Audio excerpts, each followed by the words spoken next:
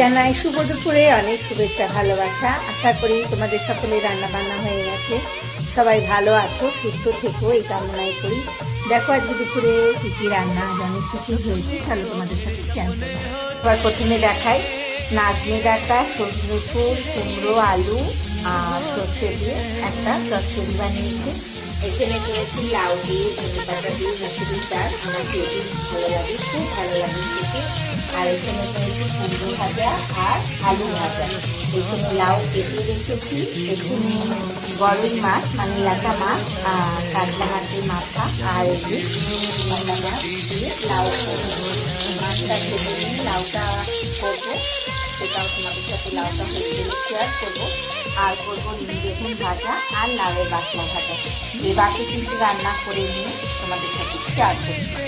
তো এখানে ল্যাটা মাছ দিয়ে কাতলা মাছের মাথা দিয়ে লাউয়ের তরকারি হয়ে গেছে, খেতে খুব ভালো লাগে, একবার খেয়ে দেখো, দারুণ লাগে, হয়তো অনেকেই খেয়েছো।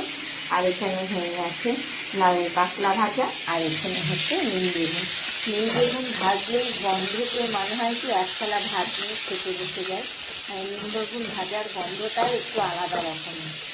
চলো আজকের মতো এখানেই রাখছি ভিডিওটা। যদি ভালো থাকে বা লাগে অবশ্যই কমেন্ট করো আর জানাবে কেমন লাগলো ভিডিওটা। তোমরা সবাই ভালো থেকো, সুস্থ থেকো, টাটা, বাই বাই।